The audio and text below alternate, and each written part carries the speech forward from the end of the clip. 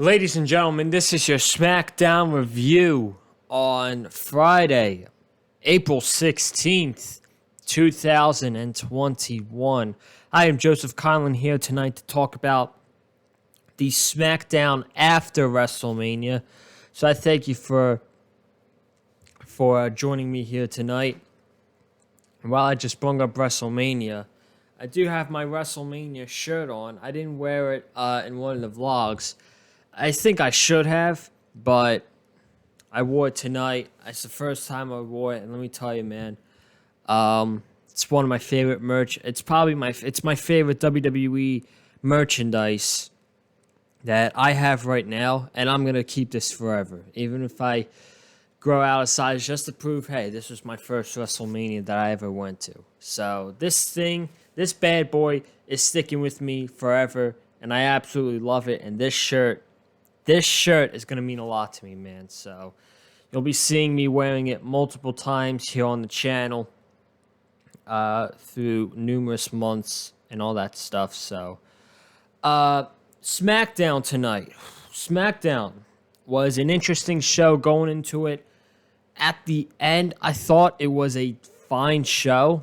It was, for me, it was a decent show. For me, you guys might disagree with me. That's fine. But I thought for what I saw tonight, SmackDown was a decent show tonight. We have maybe, I don't know with that ending, Roman Reigns' next feud for the Universal Championship. After that match, we kind of have more questions than we do answers.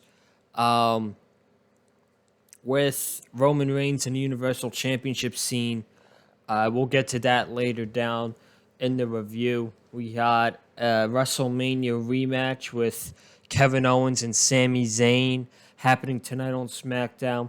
We saw Dolph Ziggler and Robert Roode defend the SmackDown Tag Team titles against the Street Profits. We got a lot of stuff to talk about, man. This is going to be a good review tonight. So if you haven't already, be sure to hit the like button. And more importantly, man, hit the subscribe button, since we are 11 subscribers away from 400 subscribers, which is a huge deal for me, man. 11 subs away. Be sure to hit the subscribe button. Let's get to 400 subscribers, man. And if you have not already, again, speaking of WrestleMania, be sure to go check out the WrestleMania Night 1 and Night 2 vlogs that is up on the Big Fight Field channel.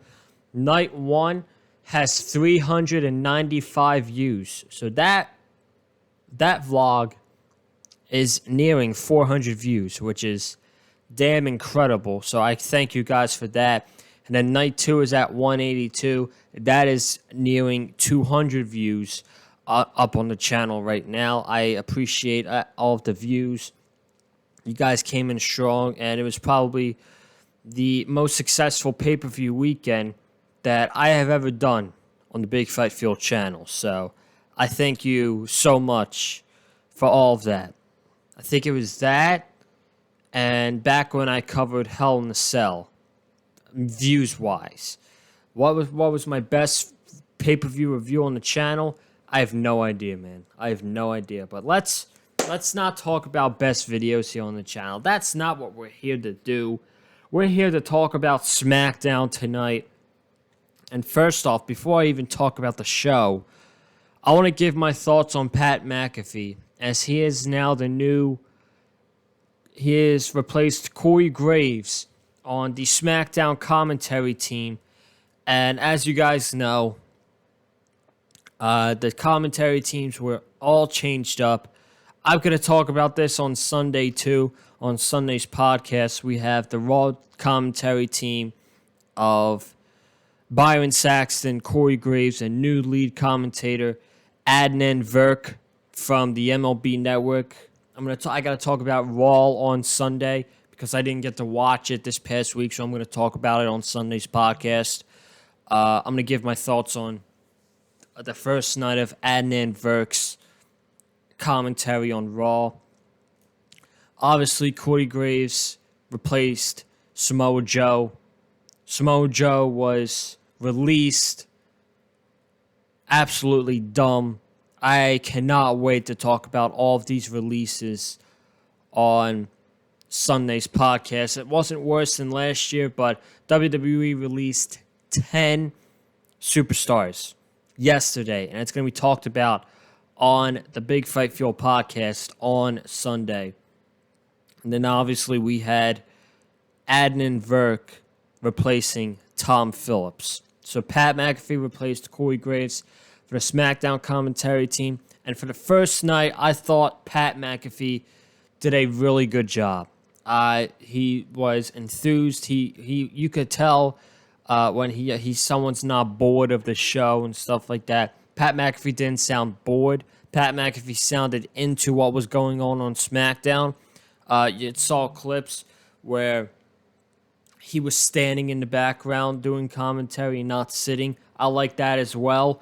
And he has personality. So obviously, a connection between him and Michael Cole, I think that could be very, very successful and very entertaining as well. And we had a little bit of that tonight. So overall, it's early. You gotta it's gonna be hard to get used to, just like the Raw commentary team. But for Pat McAfee's first appearance, I thought he did a really good job, and I'm actually looking forward to seeing Pat do more commentary in the weeks and weeks and weeks on SmackDown. Should be very, very good. The show started with the Universal Champion Roman Reigns. He said, "I told you so. I was going to beat him up, stack him up, and pin them both." And that's exactly what I did at WrestleMania, where he pinned both Edge and Daniel Bryan, and he made them acknowledge him as the tribal chief. And now, after the performance at WrestleMania, who is going to want to step up and face me? Nobody, he said. So he was just about to, and he says, you know what happens when nobody steps up and goes face to face with the tribal chief? Our work's done. Let's get a private jet and let's get out of here. He was then interrupted by Cesaro, who defeated Seth Rollins. He defeated Seth Rollins at WrestleMania. And he got the microphone, and Roman, Paul Heyman, and Jey Uso just walked to the back and ignored Cesaro. So then later, Cesaro went to Adam Pearce and requested a match with Roman Reigns tonight, non-title. He said the title doesn't have to be on the line. And then Sonya Deville said, I will talk to Roman and see if he's up for the challenge. So that was that. More on that in a little bit. But first, we got to get to Rey Mysterio versus Otis. Very quickly, Rey Mysterio gets the win in about 5 minutes over Otis with a 619 into a crucifix, and he got the win over Otis. Who cares? The Mysterios and Alpha Academy, they are they're pretty directionless after last week's SmackDown, them losing the Fatal 4-Way. So they're probably just going to feud with each other because they have nothing else to do on the show.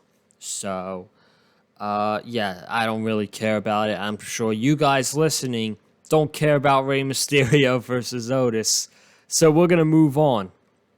And Paul Heyman was backstage, and he was asked by Kayla Braxton, is he going to accept the challenge of Cesaro? And obnoxiously, he was like, yes, we are going to accept the challenge that these disgruntled and greedy WWE fans want to see between Cesaro and Roman Reigns. Then he talks about how Roman Reigns isn't on Cesaro's level. And you can't just request a match against the tribal chief and the Universal Champion. And he talks about Cesaro not being on the level of Roman Reigns. He says he's been good, but he's not Roman Reigns good. And then he said, we will give Cesaro his match. And we'll give Cesaro his match tonight against Jey Uso. So, we did not get Cesaro versus Roman Reigns, which I'm happy by because, quite frankly, that's a match you build up for. You give a proper story to tell, and then you have them for the Universal Championship at whatever pay-per-view, Backlash, and all that stuff. So, your main event was set up. It was Cesaro versus Jey Uso. We then had Sami Zayn. Sami Zayn came out next, and he talked about how WrestleMania was supposed to be his night. He had Logan Paul as his special guest, and he didn't even look supportive of him with his crazy hair and him not even showing support for Sami Zayn during the match. And he was distracted. He just wanted... And Sami was saying how he was so distracted at WrestleMania by the toxic WWE Universe. Thanks for calling me toxic, Sami. The toxic WWE Universe. He was just distracted by what Logan Paul was thinking. And he called out Kevin Owens to do the right thing and give him a WrestleMania rematch because he's now focused. He doesn't have to worry about the WWE Universe. He doesn't have to worry about Logan Paul. It could just be Kevin Owens and Sami Zayn. Kevin Owens comes out. We have a WrestleMania rematch between Kevin Owens and Sami Zayn. These guys went about 10 minutes. Good stuff. Sami Zayn was then being a coward. He got away from the match. Kevin Owens chased after him first, threw him back in the ring. Sami Zayn then scratched his eyes, and he left. And the referee was counting, and Kevin Owens did nothing about it. I don't know. I didn't really like it that much, but it seems like Sami Zayn and Kevin Owens are still feuding with each other, which I am going to be honest with you guys, I don't have a problem with. I'm totally okay with the Sami Zayn, Kevin Owens feud continuing after WrestleMania. Why is that? Number one, they have really good matches together. And even though they really didn't tell a story tonight like they did at WrestleMania, their match at WrestleMania was really good. I'm going to talk all about WrestleMania. Since I was doing vlogs, I didn't do a review. I'm going to give you guys my honest takeaways on Sunday's podcast for WrestleMania. So I'll be talking about all the matches that happened at WrestleMania. Cheap plug there, by the way. Their match at WrestleMania was really good. And even the post-match stuff with Logan Paul, I liked it. It was entertaining at the stadium. So, I'm cool with Kevin Owens and Sami Zayn feuding since they really have nothing else to do yet. I think this all leads up to Sami Zayn getting an eventual win over Kevin Owens and them just splitting away. Because I thought Sami Zayn could get the win tonight, but honestly, they're going to wait until he gets the win. Maybe he gets the win in a couple weeks on SmackDown, or he gets to win at Backlash. I don't really know. But the feud's continuing between KO and Sami Zayn. I don't have a problem with that at all. So, I guess it was fine, but Owens wins by countout. He then gets Sami back into the ring, and he gives him a stunner. And that's the end of the segment. So, your feud between Kevin Owens and Sami Zayn is still continuing. We had a celebration with the new SmackDown Women's Champion, Bianca Belair. The Street Profits were in the ring Bianca's husband, Montez Ford, introduced her out to the ring, which, I mean, I liked that the Street Profits were in this segment because it felt real. It felt like a real celebration, and it just felt good to see Bianca's husband, Montez Ford, there to celebrate with her with this huge win at WrestleMania for the SmackDown Women's Championship. And Bianca was out there, and she's like, you couldn't tell me a year ago when I just debuted up on Monday Night Raw that I would be in the main event of WrestleMania winning the SmackDown Women's Championship. And she said, I think I would have, but that's not cockiness. That is just confidence of the abilities that I can do, knowing that I'm the toughest, quickest, fastest, all that stuff, EST. And now she is the best on SmackDown, she said. She is the best on SmackDown. And then she brings up Sasha Banks and telling her, thank you. Thank you for bringing out the best match of her career. Thank you for, bringing out that aggression that she's never had. And if she wants a rematch, she can come and get it. So Bianca was celebrating with the Street Profits in there. They did the We Want the Smoke. And then they cut to a backstage interview with Sasha Banks. Sasha couldn't even get a word off in the interview. So this tells me the fact that Sasha didn't cut a promo segment, that she could be turning heel very soon. And quite frankly, now that, with Bianca Belair on the she's risen. She's the SmackDown Women's Champion, with her as the top babyface on SmackDown. I think Sasha Banks should go heel. Like I said last week, she's a good babyface, but she's a great heel. And if they want to do Sasha Banks and Bianca Belair again with Sasha Banks as a heel, I'm okay with that. I'm pretty much okay with WWE doing that. But here's the interesting part. Bayley had an interview, and she said she was making fun of how Sasha couldn't spit out a word during the interview, as she's that pissed off. But she talked about Bianca Belair being the champion, and she said it's a true champion, really somebody who cries and whines and says all this emotional stuff. That's not a true champion. So Bianca Belair doesn't deserve to be our SmackDown Women's Champion because she doesn't act like a true champion. And I'm here to be that true champion, and that's why I am going to take the SmackDown Women's Championship from Bianca Belair. Now,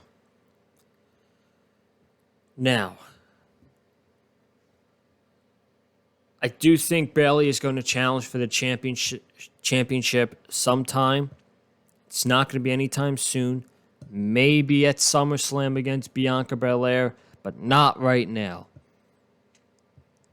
A lot of some people on social media are saying, well, what about a triple threat match? I don't think so, because Monday Night Raw is already doing that, which we will talk about on Sunday with Rhea Ripley and that situation going on Raw. So that's going to be saved for Sunday when we talked about that. They're doing the triple threat on Raw, so I don't think they would do the triple threat on SmackDown too, because you're basically just copying and pasting at that point. But what I do think happens is we get a Sasha Banks, Bianca Belair feud. They continue feuding after WrestleMania. Sasha is going to turn on Bianca. We are going to get that match at Backlash. Heck, maybe we get another match at Money in the Bank. And then right then and there, Sasha Banks and Bianca Belair ends at Money in the Bank. Bianca gets an interim opponent at whatever pay-per-view after Money in the Bank. And then SummerSlam comes around. That's when Bayley gets her match. That's what I would do. I would have Sasha and Bianca at Backlash. I would have it at Money in the Bank again. I give Bianca an interim opponent at the July pay-per-view. Probably Extreme Rules. And then SummerSlam comes around. I do Bayley and Bianca Belair for the SmackDown Women's Championship. That's the way I'm going from now until SummerSlam with the reign of Bianca Belair. So moving on from that, we had the Dirty Dogs, Dolph Ziggler and Robert Roode, defend the SmackDown Tag Team titles against the Street Profits. Probably the best match of the night. This was a really good match for the SmackDown Tag Team titles. The Dirty Dogs picked up the win after Montez Ford hit a frog splash onto Robert Roode, and Dolph Ziggler broke it up. Then they were brawling, and Dolph Ziggler made a blind tag, and when Montez Ford did a crazy a splash to Roode on the quarter, Dolph Ziggler snuck in there for the zigzag and got the 1, 2, 3 and retained the SmackDown Tag Team titles against the Street Profits, which kind of took me by surprise a little bit, especially after the segment before that. They had the Street Profits celebrating with Bianca. It would make sense for both the Street Profits and Bianca Belair, more importantly, Montez Ford and Bianca Belair to be holding championships since they're a married couple. I thought they were going to capitalize on what happened in a very good segment with Bianca Belair before the match and give the titles to the Street Profits, plus Jimmy Uso. I mean, he has to be due any day now. Any day he should be eligible to return and put the Usos in the tag team division. I think that the Usos versus the Street Profits is more intriguing than the Usos versus Robert Roode and Dolph Ziggler, since probably the Usos are going to be heels when Jay comes back, because Jay's with Roman Reigns. So I'm shocked that Street Profits didn't win this match. Where they go from here, I don't know. Heck, I don't even know where Roode and Ziggler go from here as the tag team champions, but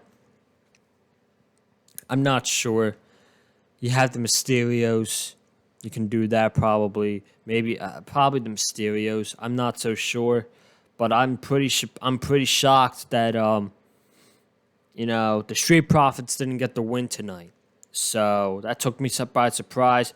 But this was a really, really good match for the SmackDown Tag Team titles. That's 2 weeks in a row we've had good matches for the SmackDown Tag Team titles. Last week in the Fatal 4-Way, and tonight with Ziggler, Roode, and the Street Profits. We then saw Natalya against Shayna Baszler, which Natalya defeated Shayna Baszler in 3 minutes with a surprise roll-up. After the match, Nia Jax attacked Natalya. Tamina fought off Nia Jax, and they stood tall. I don't understand this, man. Shayna Baszler was a murder. No one could stop her in NXT. No one was able to stop Shayna Baszler until she got to Rhea Ripley. Now she's on the main roster. It feels like she's losing every week. Whether it's to Lana, it's to Naomi, it's to Mandy Rose, it's to Natalya. I'm tired of it, man. I'm tired of it. She deserves much better than what she's getting right now. It's disgusting at this point. It's like WWE Yeah, she's the tag team champion, but they are treating her as the lackey of Nia Jax because WWE, I can't even talk. WWE is making out Nia Jax to be a bigger deal than Shayna Baszler.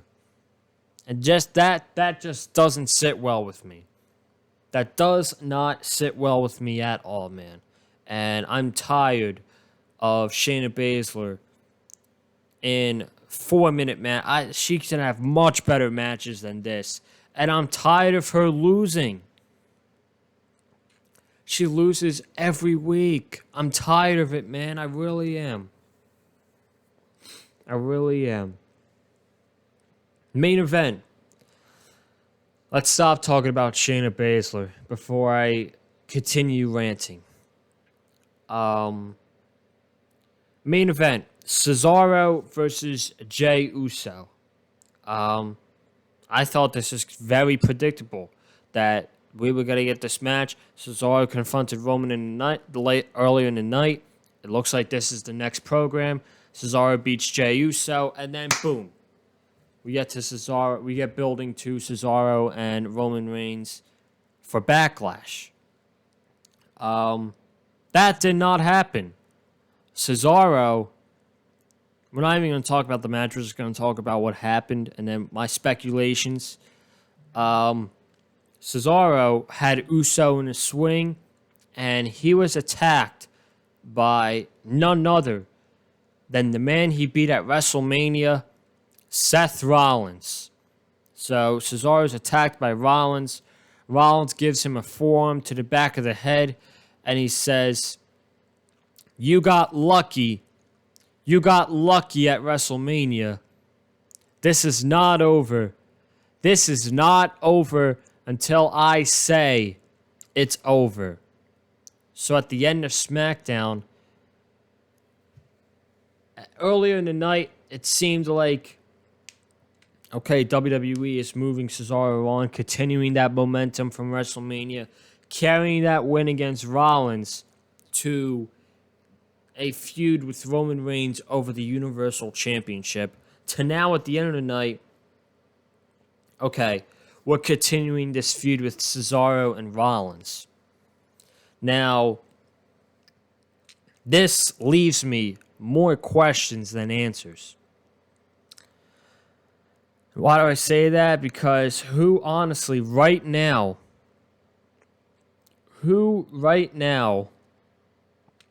is credible enough to challenge Roman Reigns for the Universal Championship if Cesaro continues to feud with Rollins?